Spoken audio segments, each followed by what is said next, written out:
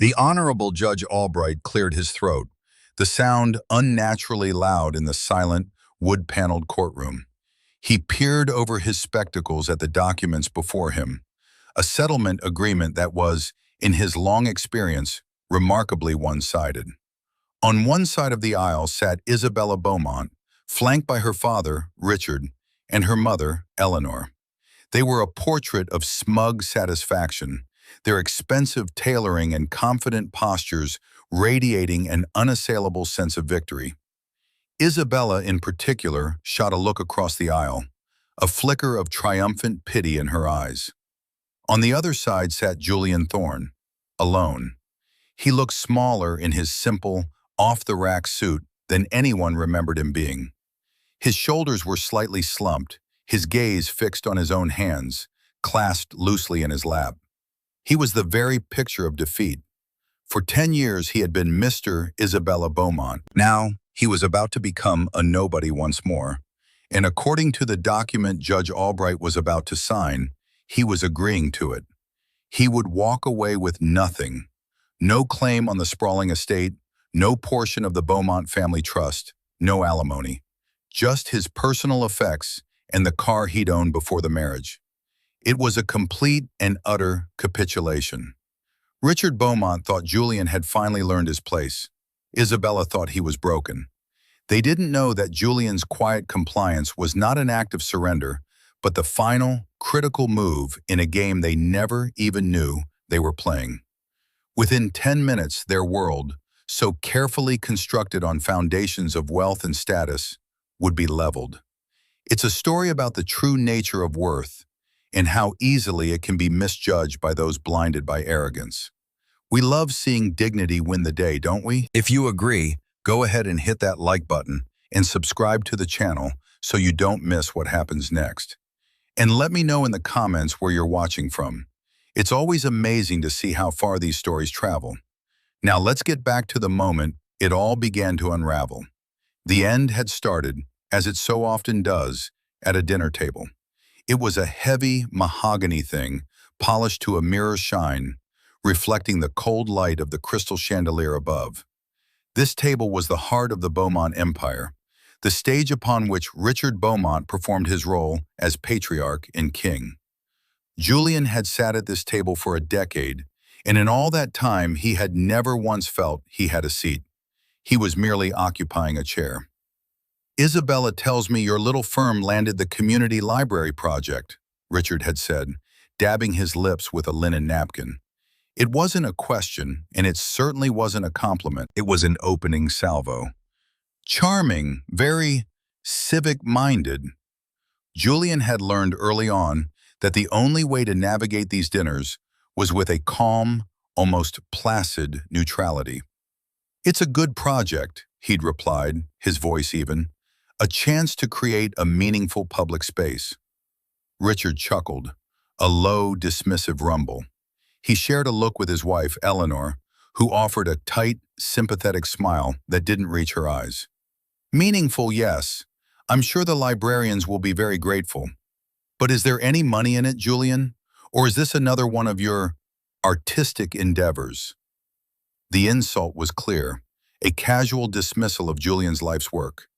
Julian was an architect, not just an architect, but a brilliant one, though you would never know it from the way the Beaumonts spoke of his career. He ran a small boutique firm, Thorne Designs, with his partner David. They chose their projects carefully, focusing on sustainable design and community impact rather than flashy corporate headquarters.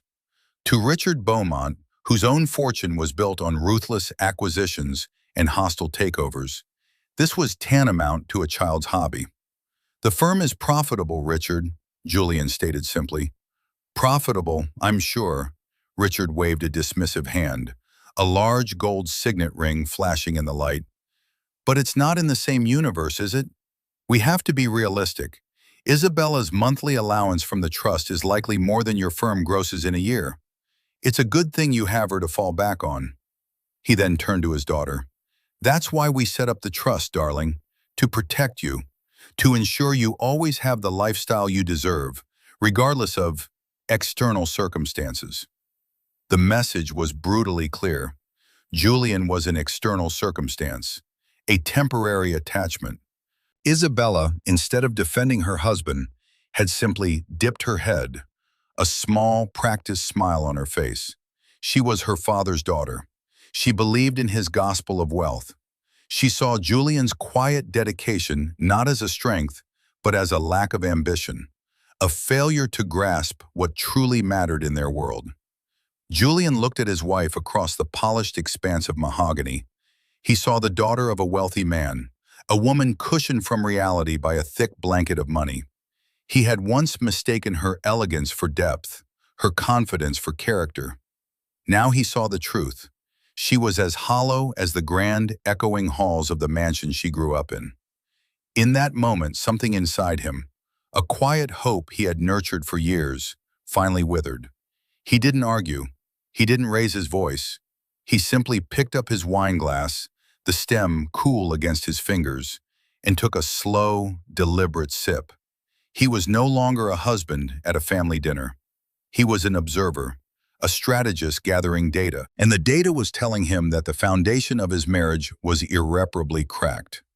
He had been a project, a charming fixer-upper for Isabella to acquire, but she had grown bored with the renovation, and her father had never approved of the property in the first place. The demolition was inevitable. The humiliations were not always so overt.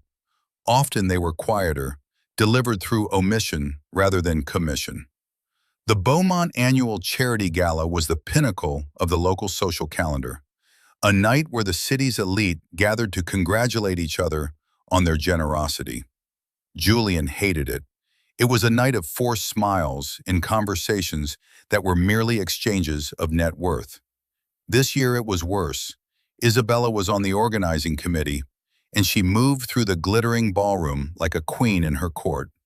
Julian stood by her side, a silent accessory in a well-fitted tuxedo. She would greet a banking tycoon or a political figure with a dazzling smile, air-kissing cheeks and laughing at jokes that weren't funny. "Darling, you remember my father, Richard," she would say, or, "You know my mother, Eleanor." But when it came to Julian, her memory would conveniently fail. She didn't introduce him. She simply allowed him to be there, a shadow tethered to her light. He would stand awkwardly, nodding, while the conversation flowed around him and over him, as if he were a piece of furniture. At one point, an old university friend of Julian's, a man named Mark who had become a successful journalist, approached them. "Julian, I haven't seen you in ages. I read about your firm's proposal for the waterfront revitalization. It's brilliant, truly visionary." For a moment, Julian felt a flicker of warmth. He began to respond, "Thanks, Mark. We're really excited about—" But Isabella cut him off, turning her back to Mark with a practiced grace that was colder than any insult. She placed a hand on the arm of a portly real estate developer. "Harrison, darling, I must steal you away for a moment. Daddy was just saying he had a question about the new zoning laws." She led the developer away without a backward glance. Mark was left standing there, his mouth slightly open. He looked at Julian, his expression a mixture of pity and confusion. "Wow," he said, shaking his head. "That was something." Julian just offered a tight, weary smile. "Welcome to my world." He spent the rest of the evening by the bar, nursing a single glass of whiskey, watching his wife command the room. He wasn't angry anymore. The raw sting of humiliation had faded into a cold, hard clarity. He was an embarrassment to her. His work, his identity, everything that made him who he was a liability in her world. She didn't want a partner. She wanted a prop that reflected her own perceived status. And he was, in her eyes, a poorly chosen one. Later that night, as they drove home in the silent, leather-scented interior of her Mercedes, she finally addressed it. "You have to understand, Julian," she said, her voice devoid of apology. "Those people, they operate on a different level. It's all about perception. Introducing you as an architect who builds libraries, it just doesn't play well. It makes us look small." "You were ashamed of me," he said. It wasn't an accusation, it was a statement of fact. She sighed, a sound of profound exasperation, as if he were a child who couldn't grasp a simple concept. Don't be so dramatic. I wasn't ashamed. I was being strategic. It's a game, and you don't know how to play it. My father is right. You're too caught up in your little world of blueprints and ideals. He looked out the window at the city lights blurring past. Blueprints and ideals. She said it like it was a disease. But his blueprints were building schools and homes and public squares. Her father's strategies were building monopolies and crushing competitors. He wondered, not for the first time, who was truly living in the smaller world. You're right, he said softly, his voice barely a whisper. I don't know how to play your game. And he knew with absolute certainty that he no longer wanted to learn. The silence that filled the car for the rest of the drive home was not the comfortable silence of a long-married couple. It was the vast, empty space between two strangers. He had been holding on, trying to build a bridge across that space, but she had just set fire to her side of it and stood watching it burn with a cold, indifferent gaze. The end wasn't just coming, it was already here. It was just waiting for the final push. The final push came in the form of a man named Marco. He was everything Julian was not: flashy, loud, and dripping with new money earned from some vaguely defined tech venture. He drove a fluorescent green Lamborghini and wore watches that cost more than most people's cars.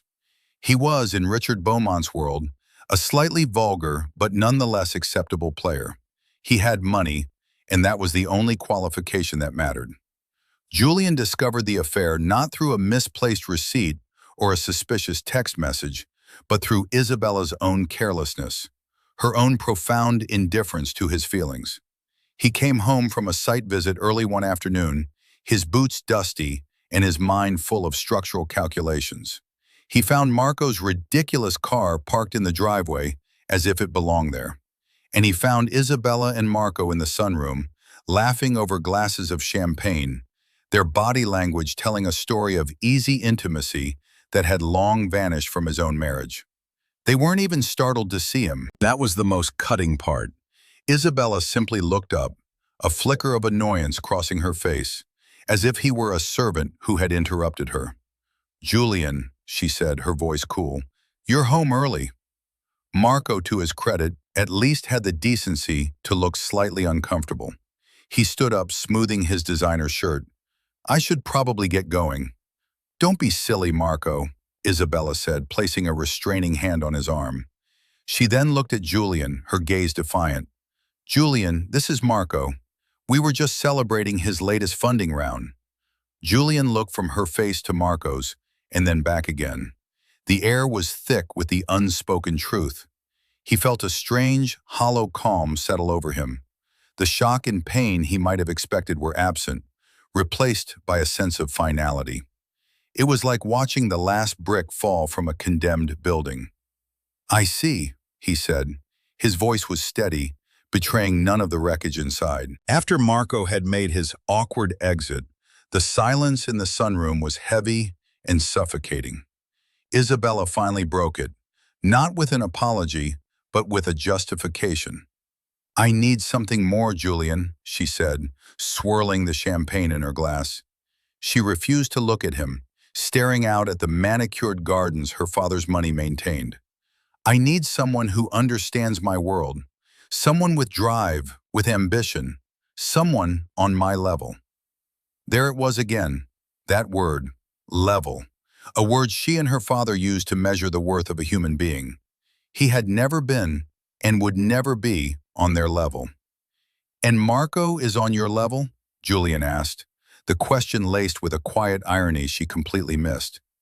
His company was just valued at $200 million, she stated, as if that explained everything, as if that number granted Marco a depth of character and a moral standing that Julian, with his community libraries and sustainable housing projects, could never hope to achieve. So this is it then, Julian said. She finally turned to look at him, and for the first time, he saw not just arrogance, but a chilling void. There was no remorse in her eyes, no sadness for the 10 years they had shared. There was only a cold, hard assessment, the kind her father might make before liquidating a failing asset. "I think it's for the best," she said. "We want different things. I want the world. You want your blueprints." He nodded slowly. "Yes, I do." That night he packed a single bag. He took his clothes, his books, and a worn leather portfolio that contained the early sketches for his very first project. As he walked out of the sprawling, empty house for the last time, he didn't feel like a man who had lost everything. He felt like a man who was finally getting himself back. The divorce papers arrived a week later, delivered by a courier. They were drafted by Richard Beaumont's personal law firm, a pack of sharks known for their scorched earth tactics. The war had begun, but only one side knew they were fighting it. The first meeting with the lawyers was a master class in intimidation.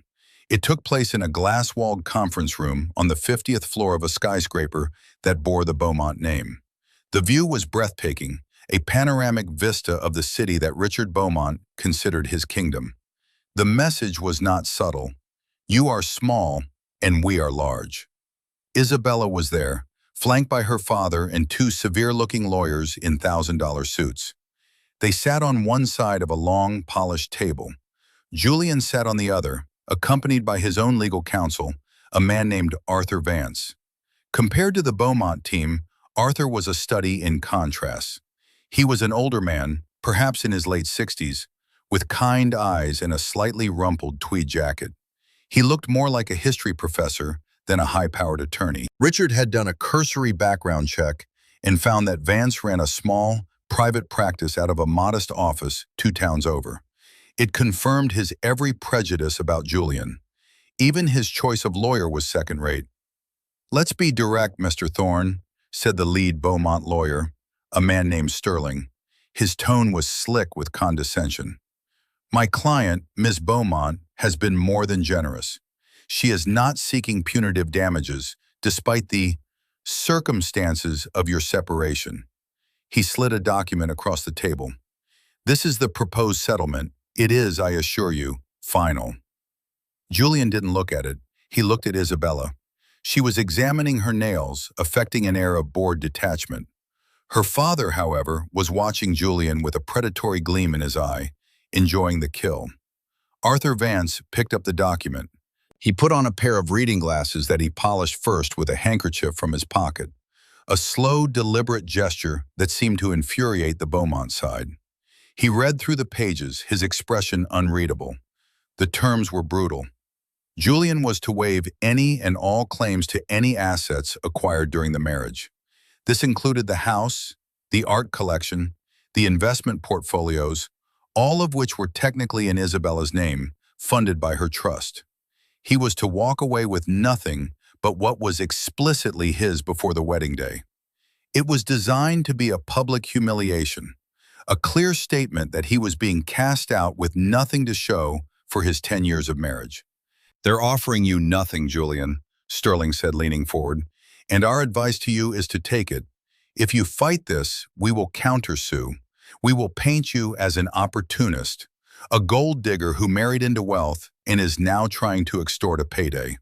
The discovery process will be exhaustive. We will look into every corner of your life, every corner of your little firm. I guarantee you it will be more trouble than it's worth." The threat hung in the air, thick and toxic. They were going to destroy his reputation, bury his business in legal fees, and drag his name through the mud. It was the Beaumont way. Overwhelming force. Richard finally spoke, his voice a low growl. "Just sign the papers, Julian. Take your car and whatever trinkets you came with and go. Consider the last 10 years a lesson in knowing your place." Julian felt the heat rise in his chest, a flash of pure anger. He wanted to lash out, to tell them what he thought of their money and their soulless existence. But he caught Arthur's eye. The older lawyer gave a barely perceptible shake of his head. Patience. Strategy.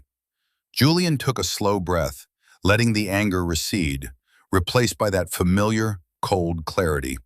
He looked directly at Richard Beaumont, then at Isabella. "Fine," he said. The word was quiet, but it landed with the force of a gavel. The Beaumont side was visibly taken aback. They had expected a fight, protests, desperate negotiations. They had a whole strategy prepared for a protracted battle. Julian's immediate capitulation was not in their playbook. "Fine?" Sterling stammered, recovering his composure. You agree to these terms?" "Yes," Julian said. "I'll sign it. I want this over. I want nothing from you, nothing from this family. I just want to be done." Isabella finally looked at him, a flicker of genuine surprise in her eyes, quickly replaced by a smirk. She saw it as proof of what she'd always believed. He was weak. He had no fight in him. When faced with real power, he simply folded. Richard leaned back in his chair, a broad, triumphant smile spreading across his face. He had won. He had crushed the boy who was never good enough for his daughter and erased him from their lives at minimal cost. "Well," Richard boomed, slapping the table, "excellent. I'm glad to see you finally come to your senses. A wise decision." As Arthur Vance reviewed the paperwork one last time, Julian felt a strange sense of detachment, as if he were watching a scene from a play. He saw the arrogance on their faces, the undisguised glee at his public defeat. They thought they were stripping him of everything.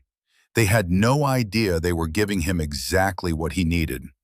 In his briefcase, nestled inside a simple manila folder, was a document that told a very different story. It was a letter of intent from a multinational development corporation, a giant in the industry named Omnicorp. The letter outlined their proposal to acquire Thorn Designs, not for its profitability, which was modest, but for its intellectual property. Julian's portfolio of innovative, sustainable architectural patents. The offer was staggering. It was a 9-figure sum that would make him wealthier than the entire Beaumont clan combined. But there was one crucial condition, a clause buried deep in the legal jargon that Omnicorp's famously discreet CEO had insisted upon. The deal was contingent on Julian Thorn being personally and professionally unencumbered. No pending lawsuits, no contentious public disputes, and most critically, no spouse with a potential claim on the company. The divorce had to be clean, quick, and absolute. By demanding he take nothing, the Beaumonts were ensuring he would get everything. Their greed was his liberation, their arrogance his greatest asset. He was not surrendering, he was closing. "My client agrees," Arthur Vance said, his voice calm and steady as he looked up from the papers. "We will have the signed documents back to you by the end of the day." He stood and extended a hand to Julian. "Shall we, Julian?" As they walked out of the conference room, leaving the victorious Beaumonts to celebrate, Julian felt the weight of the last 10 years begin to lift. He was walking out of that room a free man. The world they saw as his defeat was, in fact, the doorway to his real life. And the final act was just days away. In the week leading up to the final court date, the Beaumonts were incandescent with triumph. Isabella, freed from her charity case husband, threw herself into a whirlwind of social engagements with Marco, flaunting her new relationship like a trophy. She hosted a lavish Divorce Eve party at the family estate, a gathering of their closest, wealthiest friends. The theme was liberation. Julian heard about it from a mutual acquaintance who called, full of pity. "She's telling everyone you had a breakdown," the friend reported, "that you were so devastated you just gave up and signed everything away. People are actually feeling sorry for her." Julian simply thanked him for the call. He found the irony exquisite. While Isabella was celebrating her perceived victory with champagne and gossip, Julian was in a different kind of celebration. It was quieter, held in the same kind of anonymous high-rise boardroom he had been humiliated in just a week prior. This one, however, belonged to Omnicorp. He and his partner David sat across from the CEO, a legendary and intensely private figure named Marcus Thorne, no relation, a coincidence that had amused them both. With them was Arthur Vance, who was not a small-town lawyer at all, but the head of Omnicorp's North American Mergers and Acquisitions legal team. He had taken on Julian's case personally as a favor to Marcus, relishing the chance to engage in what he called a bit of theatrical jurisprudence. On the table between them was not a divorce settlement, but a thick, wire-bound closing agreement. It was the culmination of 6 months of secret negotiations, a dance of due diligence and high-stakes finance that had taken place entirely in the shadows. "Everything is in place," Marcus said, his voice a low, gravelly baritone that commanded attention. "The funds are in escrow. The moment the judge's gavel falls and your divorce is finalized, Arthur will give me the signal. We will execute the transfer. Thorn Designs will become a subsidiary of Omnicorp, and you, Julian, will become a very, very wealthy man." David, who had been Julian's steadfast partner through years of lean budgets and ambitious dreams, clapped him on the shoulder, his face split by a wide grin. "Can you believe this? All those years Richard Beaumont called us the hobbyists. I wonder what he'll call us now." Julian looked at the document. This was his life's work, a company built on ideals and integrity. He was selling it, but he wasn't selling out. The deal with Omnicorp was not just an acquisition, it was a partnership. They were giving him a global platform, near limitless resources to pursue his vision of sustainable architecture on a scale he had only dreamed of. He would be heading a new, global design division with full creative control. He picked up a pen, the same kind of simple, black pen he used for his sketches. He looked at Arthur. "And you're sure about the final act?" Arthur Vance's kind eyes twinkled with mischief. "Oh, absolutely. Mr. Beaumont and his daughter have written, produced, and directed this little drama. It seems only fair that we give it the spectacular finale it deserves." He gestured toward the window, which overlooked a private airfield. Parked on the tarmac, gleaming under the afternoon sun, was a Gulfstream G650, its tail bearing the subtle Omnicorp logo. "Your chariot awaits." The night of Isabella's party, Julian was at home in his modest apartment, a small, clean space that felt more like home than the Beaumont mansion ever had. He wasn't celebrating, he was preparing. He laid out his suit for the next day, the same simple, unassuming suit he had worn to the lawyer's meeting. He polished his shoes. He sat in his quiet living room, the leather portfolio from his university days on the coffee table before him. He opened it and looked at the sketches inside, the drawings of a young man who wanted to build things that mattered. He had never lost that desire. He had just misplaced it for a while in the opulent, empty rooms of someone else's life. He felt a profound sense of peace. There was no anger, no thirst for revenge. He had already won the only victory that mattered, his freedom. The events of the following day were not for him. They were for the Beaumonts. A lesson, as Richard would say, in knowing your place. A lesson delivered not with cruelty, but with the undeniable, irrefutable weight of the truth.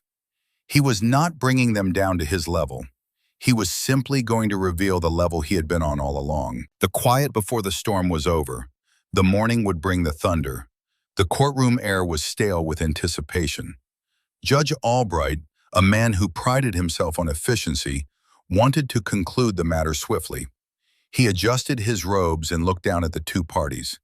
The Beaumonts, a united front of smug certainty, and Julian Thorne, a solitary figure of quiet resignation. "We are here to finalize the dissolution of the marriage between Isabella Beaumont and Julian Thorne," the judge began, his voice echoing in the chamber. "I have before me a settlement agreement signed by both parties. It is, to be frank, highly unusual in its distribution of assets, or lack thereof. Mr. Vance," he said, looking at Julian's lawyer, "I must ask for the record. Has your client been fully advised of his rights? Does Mr. Thorne understand that he is waiving any and all claims to marital assets which, by some estimates, are considerable?" Arthur Vance rose slowly. "He does, Your Honor. Mr. Thorne's only desire is to conclude this matter amicably and move on with his life. He wishes Miss Beaumont nothing but the best.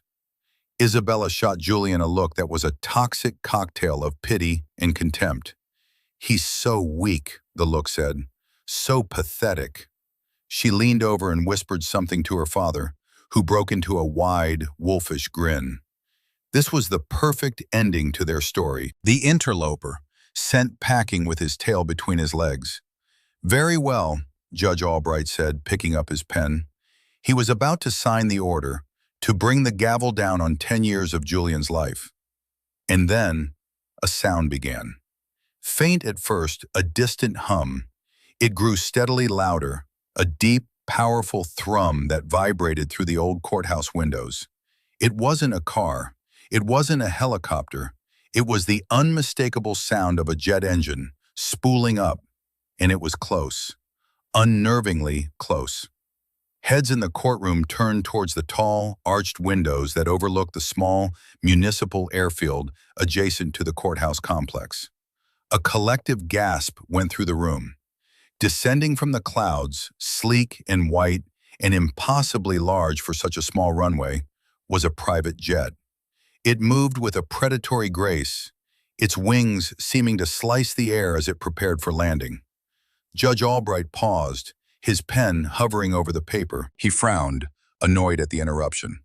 "What in the world is that?" Before anyone could answer, a flustered court aide scurried in and whispered urgently in the judge's ear. The judge's expression shifted from annoyance to confusion, then to wide-eyed disbelief. He looked from the aide to Arthur Vance, then back to the jet, which was now taxiing on the runway. "Mr. Vance," the judge said, his voice laced with a new and unfamiliar tone of respect. "My aide informs me that the pilot of that aircraft has filed a flight plan and is waiting for a passenger who is currently in this courtroom." A ripple of murmurs went through the room. Richard Beaumont looked confused. Isabella looked irritated. This was ruining her moment. Arthur Vance gave a small, polite smile. "My apologies for the disruption, Your Honor. My client has a rather pressing engagement in Zurich this afternoon. We were hoping to conclude this matter as quickly as possible." He placed his briefcase on the table and clicked it open. "In the interest of full transparency, and to perhaps contextualize my client's eagerness to move forward, I believe it would be prudent to share some recent developments." He pulled out not a legal filing, but a stack of glossy, professionally printed documents. He handed one to the judge, and one to a stunned-looking Mr. Sterling, the Beaumont's lawyer. "What is this?" Sterling demanded. "Some last-minute motion? The agreement is signed." "It's not a motion, Mr. Sterling," Arthur said calmly. "It's a press release, scheduled to go out in," he checked his watch, "exactly 5 minutes." Sterling snatched the document. Richard and Isabella leaned in to read over his shoulder. The headline was at the top, in bold, unambiguous letters. "Omnicorp acquires Thorne Designs in landmark 9-figure deal." The silence that fell upon the courtroom was absolute. It was heavier than the mahogany table, deeper than the grave. The only sound was the faint hum of the jet engines idling on the runway, a sound that was no longer an interruption, but a soundtrack. Sterling's face went pale. Richard's jaw went slack, his confident smirk melting into a mask of stunned horror. But it was Isabella's face that was the true masterpiece of devastation. Her eyes darted from the paper to Julian, then back to the paper. The numbers, the names, the implications, they were all crashing down on her at once. The press release was concise and brutal in its clarity. It detailed Omnicorp's acquisition of Julian's little firm for its portfolio of groundbreaking sustainable design patents. It named Julian as the new head of Omnicorp's global design division. And then, at the bottom of the first page was the number, the purchase price. It was a figure so large, so astronomical, that it dwarfed the Beaumont family fortune into insignificance. Julian hadn't just become successful, he had become a titan. overnight. And the final devastating sentence, in a quote attributed to Omnicorp's CEO, "We are thrilled to finally close this deal, which was contingent upon Mr. Thorne resolving his personal affairs and becoming fully unencumbered to lead this new global initiative." Unencumbered. The word hung in the air like a death sentence. Isabella looked at Julian, her eyes wide with a dawning, sickening realization. He had not been a fool. He had not been weak. He had been a genius. He hadn't given everything away out of despair. He had given it away to get the deal done. Her greed, her father's arrogance, their relentless drive to crush him and leave him with nothing, it had all been a critical part of his plan. They hadn't just lost him. They had handed him the keys to a kingdom far greater than their own. The man she had discarded as a failure was now one of the most powerful men in his field, and he had used her own cruelty as the springboard. The quiet man she had humiliated was now looking at her from a height she couldn't even comprehend, and the jet on the runway was waiting to take him even higher. The courtroom had become a vacuum, all the air sucked out by the magnitude of the revelation. Richard Beaumont was sputtering, his face a blotchy, apoplectic red. He looked from the press release to Julian, his mind unable to process the scale of his miscalculation. This couldn't be real. The boy he had dismissed as a penniless idealist, a charity case his daughter had foolishly married, was now, on paper, exponentially wealthier and more influential than he was. The entire foundation of his world, the belief in his own supreme status, had just been demolished. "This is a trick," Richard finally managed to say, his voice a hoarse croak. He pointed a trembling finger at Julian. "A fraud! He can't have. It's impossible." Arthur Vance responded with the calm of a man holding all the cards. "I assure you, Mr. Beaumont, the transaction is very real. The Securities and Exchange Commission has been duly notified. The funds are, as we speak, being transferred from escrow. It is, as they say, a done deal." Isabella, however, was past denial. She was in the horrifying stage of comprehension. She stared at Julian, not with anger, but with a desperate, pleading bewilderment. Her entire life had been a transaction, and she had just made the worst trade in history. She had traded a diamond for a piece of glitter, and she had done it smugly, believing she was the savvy one. Marco, with his flashy car and his $200 million valuation, was a pittance compared to this. He was a footnote in the story of her catastrophic misjudgment. "Julian," she said, her voice barely a whisper. The sound was alien in the silent room. "Julian, we can fix this. We can stop this." Her lawyer, Sterling, looked at her as if she'd lost her mind. "Stop what? The divorce? Isabella, you signed the agreement. You pushed for these exact terms." "Then we'll tear it up," she insisted, her voice rising with hysteria. "We'll renegotiate. This changes everything." And then, for the first time since entering the courtroom, Julian spoke. He turned his head slowly and looked directly at his soon-to-be ex-wife. His expression was not triumphant, not angry, not even satisfied. It was calm. It was the calm of a deep ocean, vast and immovable. "No, Isabella," he said, his voice quiet but carrying to every corner of the room. "It changes nothing. It only reveals what was already there." He stood up, his posture no longer slumped but straight and assured. He was not the diminished man who had walked in an hour ago. He was an architect in full command of his design. "For 10 years, he began, his gaze sweeping from Isabella to her father, "I sat at your dinner table and listened to you call my life's work a charming hobby. You, Richard, once told me that my annual profits wouldn't even cover your property taxes. You advised me to know my place. I hope you appreciate the irony." He paused, letting the words land. Richard flinched as if struck. "You," he said, his eyes locking onto Isabella's, "told me I wasn't on your level. You said I didn't have ambition. You said you wanted the world, while all I wanted were my blueprints. You were right about that last part. I did want my blueprints, because I knew what they were worth.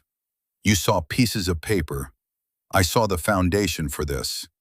He gestured vaguely toward the window, toward the jet, toward the global enterprise it represented. You were embarrassed by me at parties, he continued, his voice a level, cutting recitation of facts. You thought building a community library made us look small. You left me standing alone while you courted people you considered important. The entire time, I wasn't just your husband. I was a partner in a firm that was quietly creating some of the most valuable architectural patents in the world. While you were chasing status, I was building value. Real value. Not the inherited passive wealth you're so proud of, but something created from skill, from vision, and from work. This was the moral mirror, and its reflection was brutal. He wasn't shouting, he was simply holding up their own words, their own actions, and letting them see the truth of what they were. You wanted me to walk away with nothing, he concluded, his voice softening slightly, but losing none of its power. And I agreed, because your nothing was the one thing I needed to secure my everything. Your desire to humiliate me was the final clause in my contract. So, thank you. You gave me my freedom, and with it, my future. He turned to the judge. Your Honor, I accept the settlement as written. I waive all claims. I want this marriage dissolved. Now. Judge Albright, who had watched this entire exchange with rapt fascination, finally found his voice. He looked at the Beaumonts, their faces a ruin of shock and humiliation. He looked at Julian, a man who had just demonstrated a level of strategic brilliance the judge had rarely seen. He picked up his pen, the same one that had hovered just minutes before. In the matter of Beaumont versus Thorne, he declared, his voice ringing with finality, the settlement agreement is hereby accepted and ratified by this court. The marriage is dissolved. He brought his gavel down with a sharp, definitive crack. This court is adjourned. It was over. Legally, officially, absolutely over. Isabella let out a small, strangled sob. It was the sound of her entire world breaking. The man she had cast aside had just walked away with a fortune and a future that made hers look like a child's allowance. And he had done it using the very tools of her own arrogance against him. She was left with exactly what she had fought for. A divorce where her husband got nothing of hers. And it was the most devastating loss of her life. The aftermath was chaos. As Julian and Arthur Vance gathered their briefcases, Isabella seemed to break from her trance. No, she cried, lunging forward. Julian, wait! We need to talk. Her lawyer Sterling caught her arm. Isabella, there's nothing to talk about. It's done. It's legally binding. You can't undo it. Richard Beaumont, his face purple with rage, bypassed the lawyers and strode directly toward Julian as he reached the courtroom doors. You schemer! You planned this, all of it, he hissed, his voice trembling with fury. Julian stopped and faced his former father-in-law. He looked at the older man, who had built his identity on being the most powerful man in any room, now reduced to a sputtering, impotent rage. Julian felt a flicker, not of pity, but of a profound sadness for a life so poorly lived. Planned what, Richard? Julian asked calmly. Planned to work hard? To build a company? To create something of value? Yes, I planned that. I've been planning that since I was in university. The only part I didn't plan was your role in it. You wrote that part for yourself. He turned to leave. Richard grabbed his arm, his fingers digging into the fabric of Julian's simple suit. You will not walk away from this. I'll sue you. I'll ruin you. Arthur Vance stepped between them, his kindly demeanor gone, replaced by a wall of cold, legal authority. I would advise you not to threaten my client, Mr. Beaumont, he said, his voice low and dangerous. And as for suing him, on what grounds? For being more successful than you anticipated? For accepting the very terms you yourself dictated? Your case would be laughed out of court, and the discovery process would expose your family's finances to a level of public scrutiny I suspect you would not enjoy. Richard recoiled as if he'd touched a hot stove. The threat was clear and potent. The hunter had become the prey. Julian walked out of the courthouse and into the bright, clean air of the afternoon. A sleek black town car was waiting at the curb, its engine purring. His partner, David, got out from the passenger side, his face beaming. That, David said, shaking his head in joyful disbelief, was the single greatest piece of theater I have ever witnessed. Are you okay? I'm free, Julian said, and the simple truth of the words felt more liberating than any nine-figure bank transfer. As he got into the car, he glanced back at the courthouse steps. Isabella was standing there, a lone figure amidst the wreckage of her victory. Her parents were beside her, but they weren't comforting her. Richard was pacing and yelling into his phone, while Eleanor just stared blankly into the distance. Isabella's world had not just been shaken, it had been decentered. She had defined herself by her position at the top of a small, local hierarchy. And in a single morning, Julian had revealed that she had been playing on a very small hill, while he had been quietly summiting a mountain. Her new lover, Marco, whose wealth had seemed so impressive just yesterday, was now utterly irrelevant. The news of Julian's deal would be all over the financial world by evening. Her social circle would be buzzing, not with pity for her, but with awe for the man she had so foolishly let go. The car pulled away from the curb, heading for the airfield where the Gulf Stream waited, its engines a low, powerful promise of the future. Julian didn't look back again.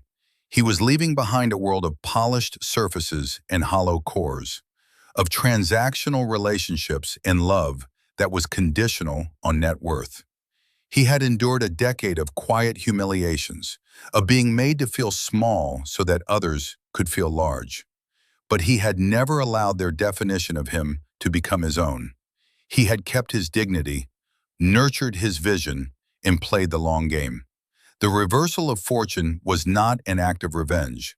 It was the natural, inevitable consequence of character. His was solid, built on the bedrock of integrity and hard work.